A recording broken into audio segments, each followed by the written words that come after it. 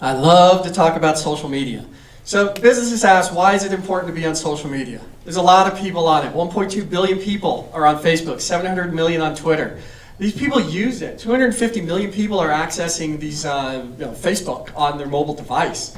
You know, I'll tell you a funny story. My mom, she's 80 years old, right? And she comes to me and says, Troy Parkins, I need to get on the Twitters. Because her favorite show told her, hey, you know, when we're off the air, you can follow us on Twitter for all sorts of interesting news and information. So my mom is on Twitter. Okay, so if my mom's on Twitter, there's a lot of people on Twitter.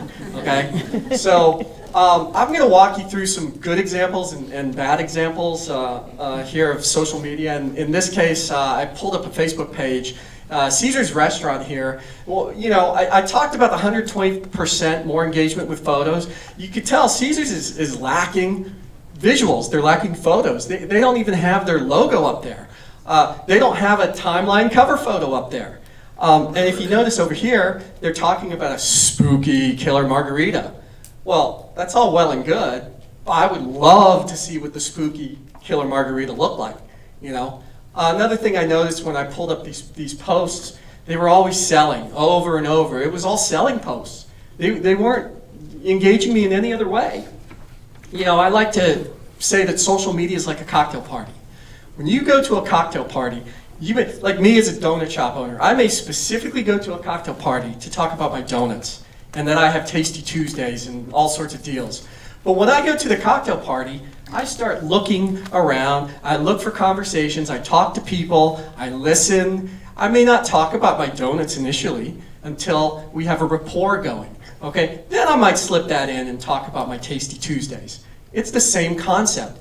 If you're not engaging your customers out there, if you're always selling to them all the time, you're not going to be successful. Take a look at these pages here. I love these photos. Look at McFarland State Bank. The timeline cover photo is beautiful, okay? This is great too. They said Happy Friday. This is a bank. They put up Happy Friday and fish fry. That fish fry looks great. I'm really hungry. I want to eat that fish fry. The interesting thing is that has nothing to do with banking. They're not just posting on their interest rates. They're not just posting on get a savings account. They actually posted some engaging content up there to reach out to the community. You know, we talked about email.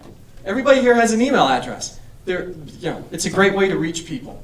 I say the same thing about emails. I got these two emails in my box, and I look at them, and the first thing I notice is there's a bunch of links here. This one has a bunch of text. I read them. Don't worry, you don't have to read them. But there's no call to action. I don't know what's going on here. I'm really not engaged with these emails. But on the other hand, here's some examples of compelling and engaging emails. There's a great call to action here. Click here to learn more.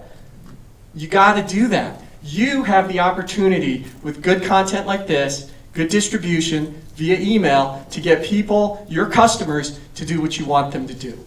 Now, Christina's going to talk about these things.